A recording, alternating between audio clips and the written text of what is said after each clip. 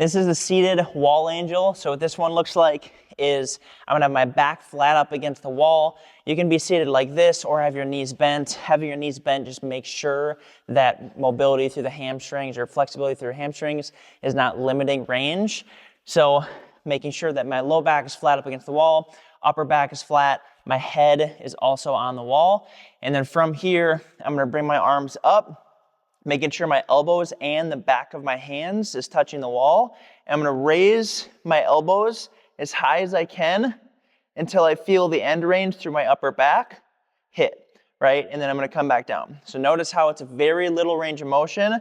So I'm not doing this, right? There's two variations of this. This is another one, but today we're not doing this, right? We're just focused on moving the elbows as high as we can get them, keeping our shoulders down, and then coming back, right? If you do this right, you should notice you're working really hard to the upper mid back, and it's very hard, obviously, to actually move a whole lot.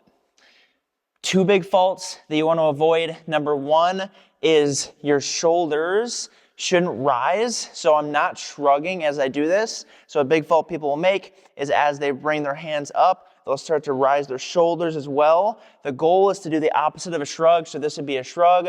This would be the opposite. So I'm pulling my shoulders down and holding that position as hard as possible as I bring my elbows as high as I can. Fault number two is people will start to peel their hands off of the wall as they raise their arms. So just making sure that the back of our hands stay on the wall as I raise my arms and they don't come off the wall. Another one too is sometimes people's elbows will come off the wall. So just making sure as a whole my forearm and my hands are on the wall as I raise up and as I come back down. So I'll do 3 more. Really focused on keeping that back flat up against the wall, hands up against the wall, and shoulders down. That is the seated wall angel.